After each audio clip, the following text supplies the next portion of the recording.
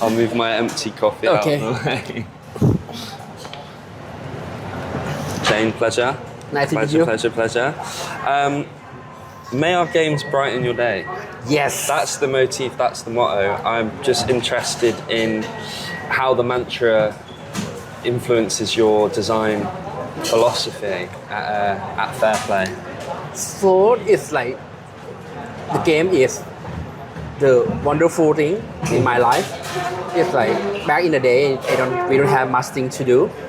I moved from Bangkok into the Chiang Rai, which is the northern part of the Thailand. And as a city boy, we don't have much thing to do. And every time I open a game in the Famicom, Nintendo, and it's like sparking, it's brightening, and when it's shining, it's brightening my day. So that's why Fair Play thing is everything for everyone that who's double click on the icon and the game starts brightening is funny beginning. Awesome. Yeah, that's come from the motto for our game brightening your day. It's like the light of the screen and the light that you feel. Yes. What we Fair Play expect for that, every time you were starting our game, we hope that you are excited. Yeah. Awesome. And growing up, when you said, as a city boy with not a lot to do, were there any games that kept you through? What were your favorites growing up?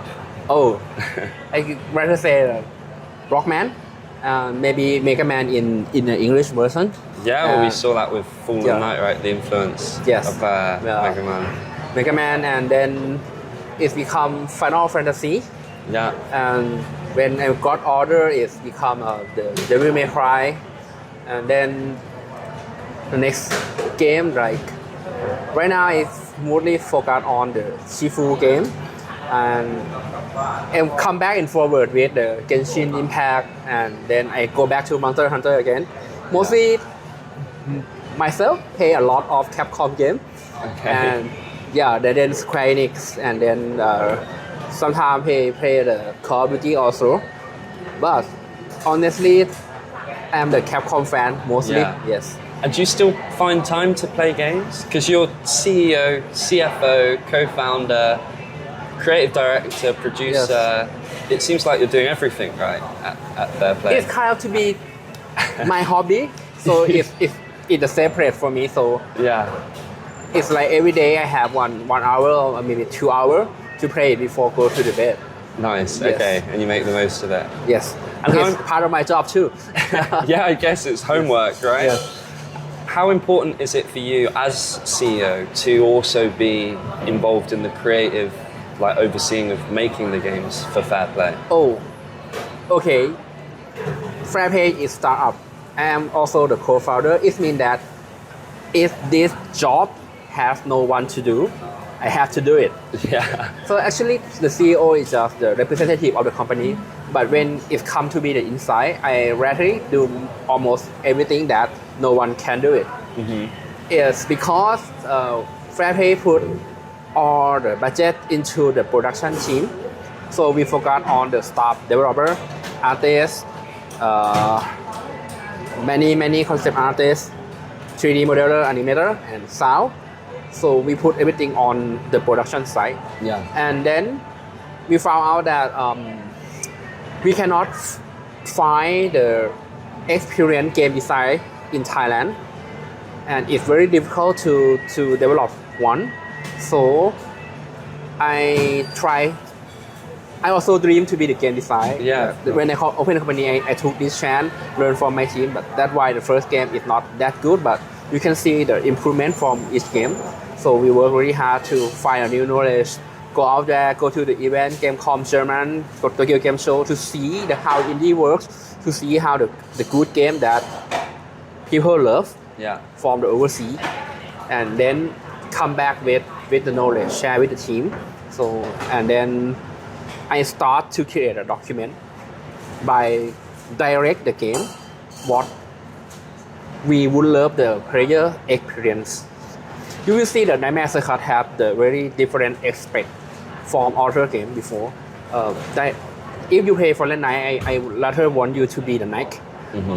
What does mean being the knight? The knight means defeat opponent, not kill the opponent. So the good ending of the Fortnite is mean that you disarm the boss and every monster in the game. And when I do the at your service, I would like player to feel that you are try your best to manage things in the order as your professional house service. And then for the laminate art, it's like you are the robot who can do everything with the logic. You mix this thing up and this thing up. And then when you become the nightmare, so you are the puppeteer. The question is how the puppeteer fight, how he manage things, because he only do the string. The string physics-based combat. That's why it come up to be the collision combat. Yeah, yes, awesome. In an ideal world, then, which you obviously do a lot of jobs because you have to. If you had a team, if you had all the money in the world, what job would you like to do the most? Would you like to be designing the games at Fair Play, or? I would like to be the game director. Be the game director. Yes. Awesome. Let's talk about Fallen Knight, because I'm interested, because I'm from England. Okay. The Knights of the Round Table. Where did you get the idea to use them in the game? Oh, it's come from Kingman's. Yeah. Kingman the Secret Service. It's film. Actually, they ignite me with the idea that the Knight of Round is just a title, and it can be passed on to the generation. So I come up with the idea and with the Dan Brown idea about the Holy Grail. So Holy Grail, it can be something that everyone wanted. So I just, what if a Holy Grail become the unlimited power source, and this source can be used by the outside of the cathedral, and then we have the knights to protect them, and that's why it come from the generation into the futuristic. Awesome. Yeah, I was interested in that a lot. I was going to ask, would you consider yourselves risk takers at Fair Play? Oh, actually, at some point, yes. But before that, I'm come from bank industry. I am also the risk management myself. Okay. I'm the one who consider that can you make a loan from the bank or not. So mostly I consider the risk factor as much as I could. But at some point that everything that don't come along at the plan, at the front line, you have to take a risk anyway. But the show must go on. Yes. So my follow-up to that was because the reason I asked, your portfolio is, you have so many different genres that you've done. Obviously, it's still not out yet, but there's the co-op party game. You've got the platform, and now Nightmare Circus. What's the kind of philosophy behind it? Are you guys trying lots of things, developing skills, finding what will work, or do you just want to make all kinds of good games, fun games for people? Actually, the core of the Fair Play is we are do game developing business. Yeah. When it comes to business, that the consider factor is it is going to sell well. And when we got that metric from the Steam or the database, so we predict the trend, what going to be trend in the 2 years, because we have to develop the game for 2 years. When it come out, it should be the trend. When we start Fortnite, we start on 2018. Yeah. And the year of 2019, we got Sekiro, right? Yeah. The same concept, parry and soft right. And during 2019, we start develop the Agile Suite. And then the next year, we got Overcooked come out. And then after that, we start to do the laminate us with after that, we got Hollow Knight, we got Hades within a localized game. Yes, okay, we careful look on the data, but not only the data that we're looking for, we also ask for the team if this is the genre that we want to go, what game that you want to make to achieve this genre. Yeah. And then when we come with the Fallen Knight and we come with the Agile service, yes, that is the philosophy behind everything. So you're sort of trying to predict the trends a few years before. Yes, because I am a number guy. Yeah. How do you do it? Like, how do you predict this? Who do you speak to? What insights are you looking at? Like, how do you follow the trends or keep on the pulse, we say? When I studied the master degree, I found out that every product have the product circle, and fashion have its own circle. Oh yeah. It's like every 5 or 10 years, the thing that's popular in the past 10 years will come back.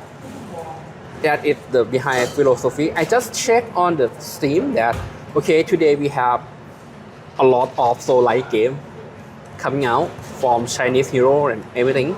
So the next thing that I think that is gonna come out is going to be go back to the simulation game. We see the Inchoi just come out. The farm game will come back again. That's what I think. Simulation game will come back, and maybe the real-time strategy that Blizzard just announced that they're gonna not the Blizzard, the how do you say?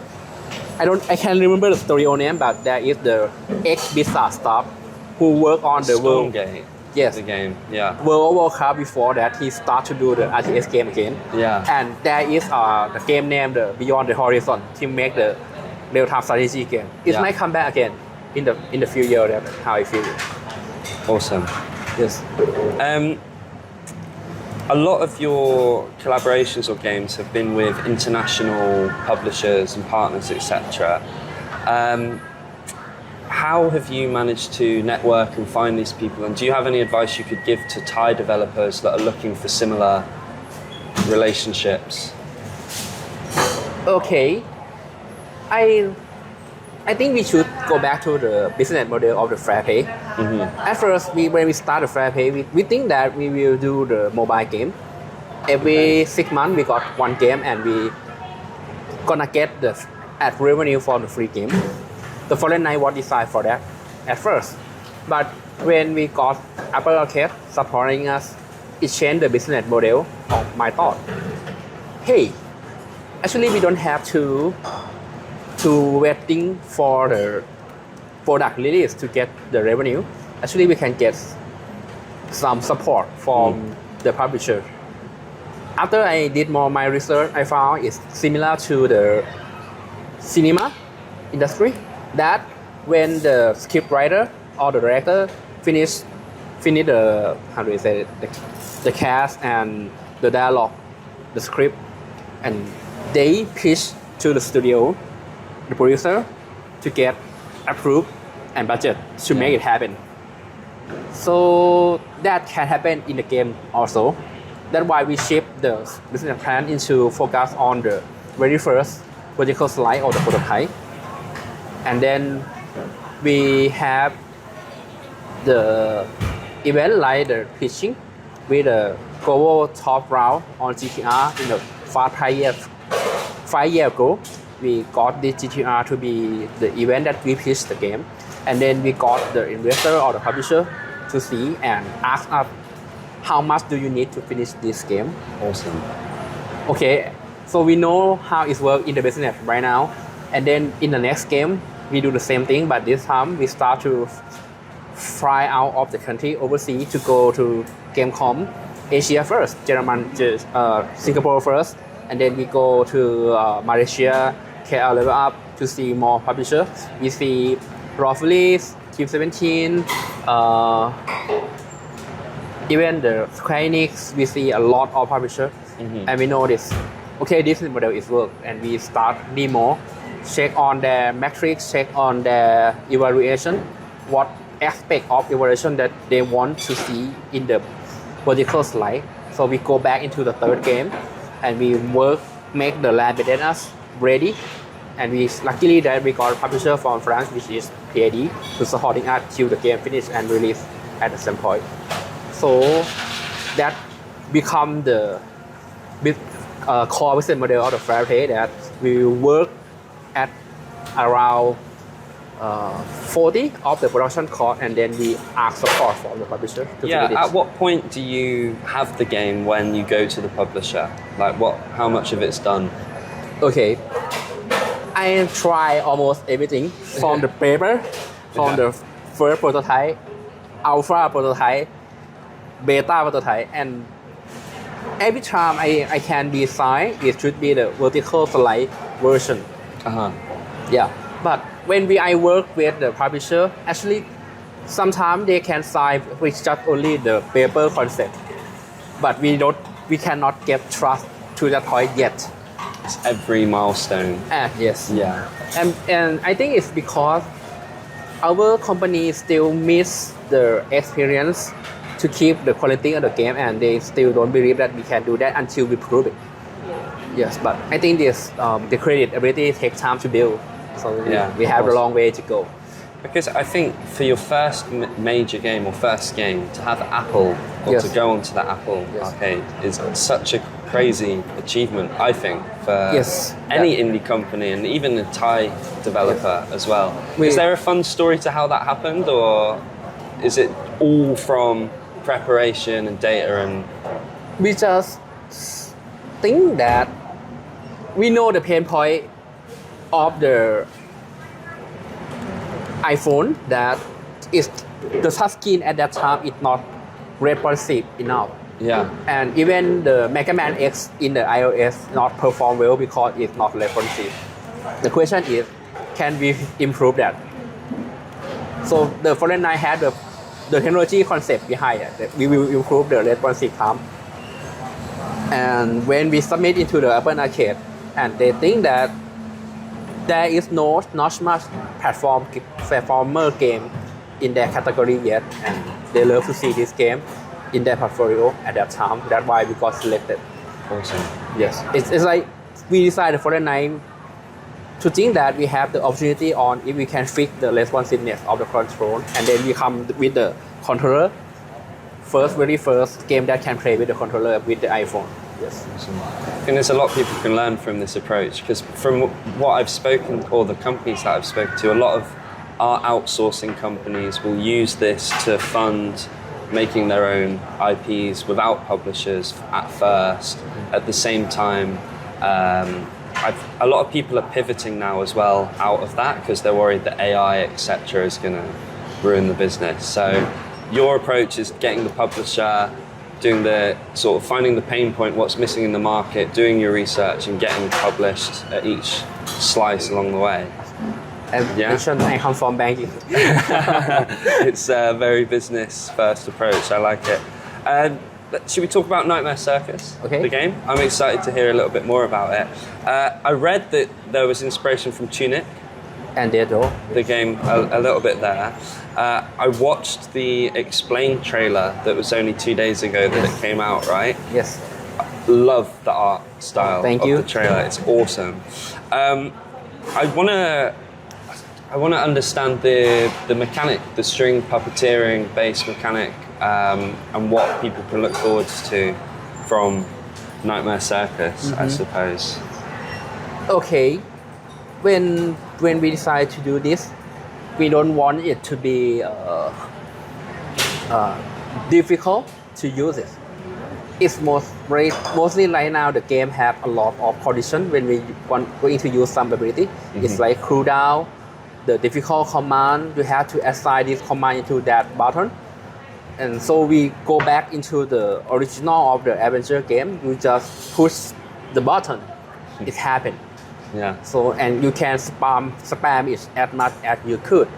So there is no condition on your side, but the condition will be pushed into the enemy itself. Okay. So you just have to be careful when you use it.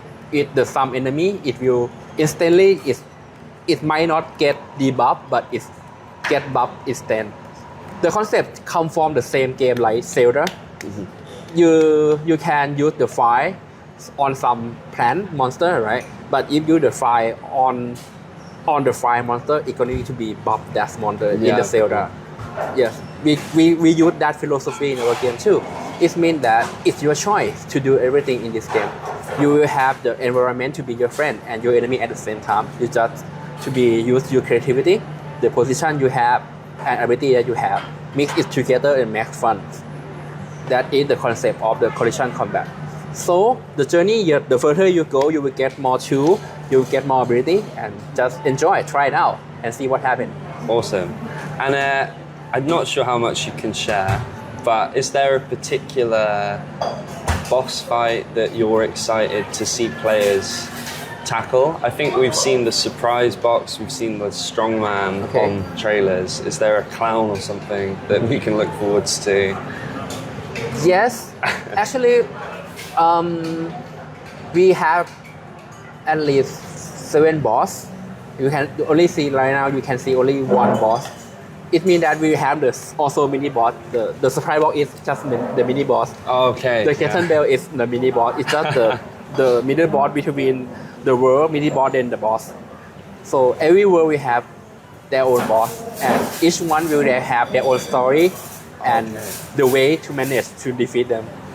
So I still have a lot to tell, but I think you will enjoy the Crown and the Ringmaster. The Ringmaster. Yes. Is it particularly difficult or? I think for me it's very exciting to tell their story and tell how the fight meaning to the character and yourself. Wow. Yes. I've seen a lot of praise of Fairplay's games, calling them very polished. I think that can be fair to say. Is there a particular technology or principle that you think that you do in development that brings these games to a certain level of polish?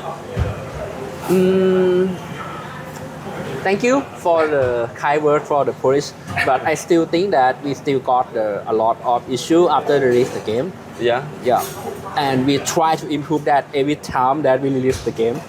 So the technology that we use is mostly we use our own art style technology on animation and visual effect and lighting. I'm luckily that I got the super great animator in Thailand, and he understands the difference between cinematic animation (CGI) and game animation. That's why our animation for the game is really look good. Yeah. Because he understands and he knows how to optimize them. In terms of the visual effect and lighting, we also understand how the shader work, and we write our own shader to become our own technology. So the concept of the fair play that everything we use in the game before, we will keep using it in the next game and improve them. Like the way that Song for Fair do, Capcom do. The Capcom made 20 years of Monster Hunter. They still use the same moveset of the Latalos, Latian, and everything, but they improve it. Yeah. That's what we are aim to do. So, which means that further you do this, in the future, your cost will be lower and lower because you have everything ready for the next game. Awesome. Would you ever go back to or stick with mobile, given how big it is in Southeast Asia? As Kun Ku mentioned that the market, the fight of the mobile game in Southeast Asia is very tense, and it requires a lot of the marketing. But I got some news from the reports, news that there is a new trend for the mobile game that they tend to pay more to play the premium game, but it has to be right. It's like right genre for them. So at some point we think we might go back to do that because there is something that we want to try and see that it works for the mobile game or not. Of course, we don't have the resource to do the live operation game. Yeah. We will do the premium game for the mobile too, but let's see what we can do. So about it'd it. be premium if you went, you think? Yes. Target something like that? Yes. Awesome. I think I already spoke to Kuhn about the industry itself, but I'm interested just to hear from you as well. In terms of Steam output, Thai is, I think, second behind Indonesia in Southeast Asia at the moment. The number of game, right? Yeah, exactly that.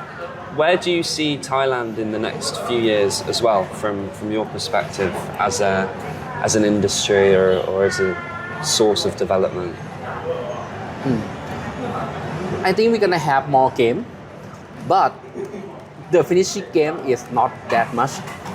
More game, which means that because the Steam is allow you to do the early access, right? And a lot of games that do the early access and get abandoned later, right? We're gonna have that number, but only few that can finish the game and exit from the early access. I think it's going to be that way at some point, but it means that more people know how to make the game, so the industry will gonna be more crowded. And the coming of the game from Asia this year, for me, I think it's going to create some bar Oh yeah. to make the Thai people know that this bar is where you must achieve to do well in this business. Because mostly of us don't have a chance to go abroad to the event like this and see how other country made game. We only see the quality game, like who said that AAA game is too far from us. AAA game is like $1,000 in budget, but we don't have that budget. So most of developers lost hope because we don't have that budget. But when you go to Game.com, you will see that only $100,000 can make a good game, and you might get more hope, and you understand. Okay, at this level you can do it, and it can make a lot of ton of the profit. Game industry has the magic on itself. It's a creative industry. It can be zero or negative and infinity. Yeah. And it's also the IP property. Once you put it into the store, it's going to be there and can be sold forever. It can happen on Among Us. It can happen on the Slay and Spy. That when they release, it's not that good. But when you keep improve the game, at some point the player come back and play it, and it can become viral. The magic can happen. Yeah. Awesome. I think I only have one final little bit I wanted to speak to you about, Chen. So this is more about you personally. So 2018, you set out to pioneer into this, Fair Play Studios, right? Okay. How did you, at the time, sort of convince, say, shareholders or other people to join, like recruit talent into this vision of the studio that you wanted? How did you convince them that this will be a career path that would work? Were they already convinced before? What was the starting journey like, I suppose, is the bigger question. I saw the different vision from author, developer. It's like when we go to developer seminar, everyone gonna say that, hey, I want to make the game, look at my game, and this is how I'm gonna make it, and this is how it's gonna sell. I joined that seminar a lot before I start my own company. I found that those developers just focus to do the projects. And what if they fail, and what if they achieve? What happened next? It's no future, right?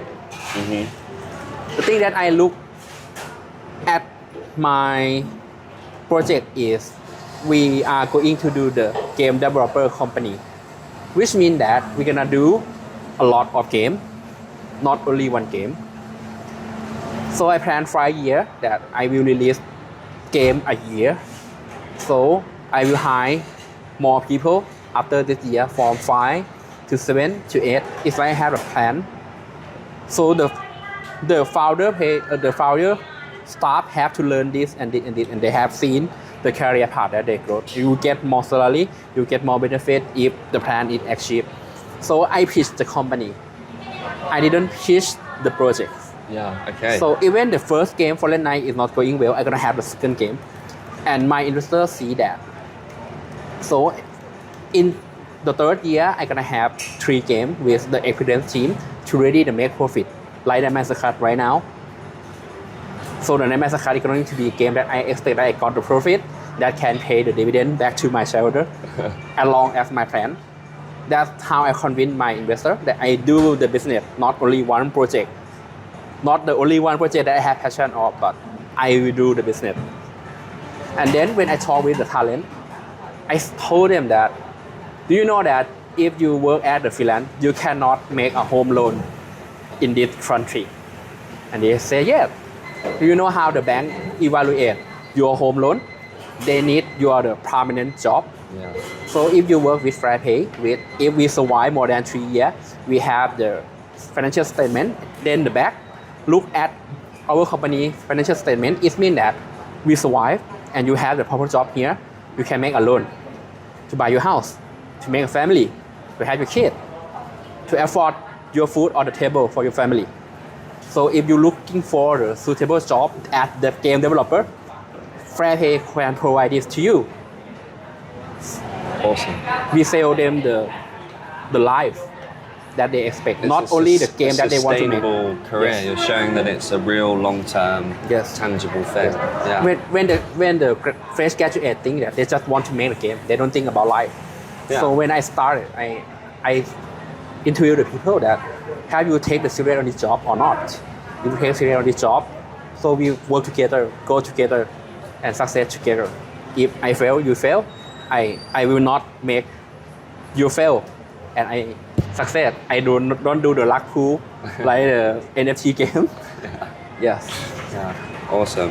And I think that was one of the three things that Cool said that the industry needs is the long-term career for game developers in Thailand. Are the majority freelance then, or is it a shorter career path for someone to be a game developer?